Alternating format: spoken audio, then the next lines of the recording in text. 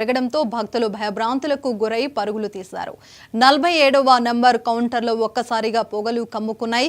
Computer యూపీఎస్లో short circuit రావడంతో ప్రమాదం జరిగినట్లు తెలుస్తుంది. విషయం తెలుసుకున్న సిబ్బంది వెంటనే అక్కడికి చేరుకుని మంటలను అదుపులోకి తెచ్చే ప్రయత్నం చేశారు.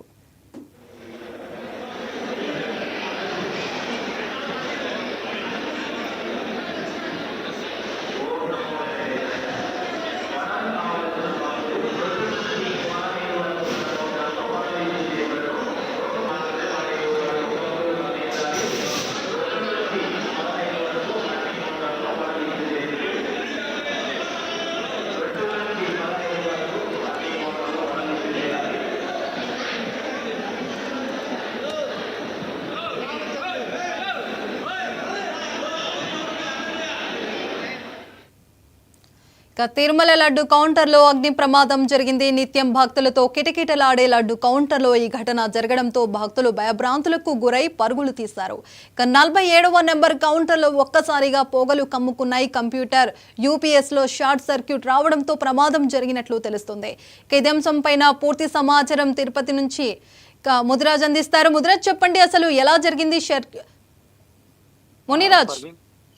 పర్వీన్, లడ్డూ కౌంటర్ లో షార్ట్ సర్క్యూట్ కారణంగా పొగ రేగడంతో పూర్తి స్థాయిలో భక్తులు ఆందోళనకు గురయ్యారు. ముఖ్యంగా లడ్డూ కౌంటర్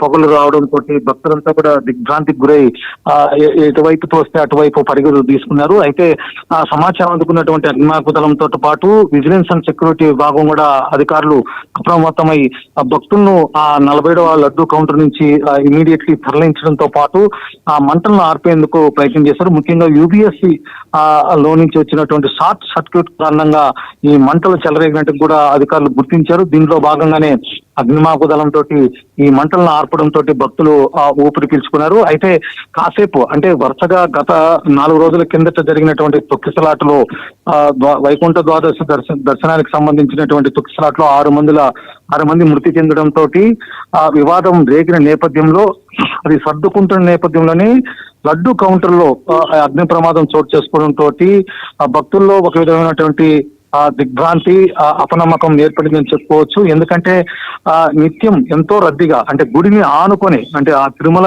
శ్రీవారి ఆలయ సమీపంలోనే ఉన్నటువంటి లడ్డు కౌంటర్ లో ఇటువంటి ఘటన చోటు చేసుకోవడం మాత్రం అపనమ్మకంగా, అపసూచకంగా మాత్రం భక్తులు భావిస్తున్నారు. పర్వీన్.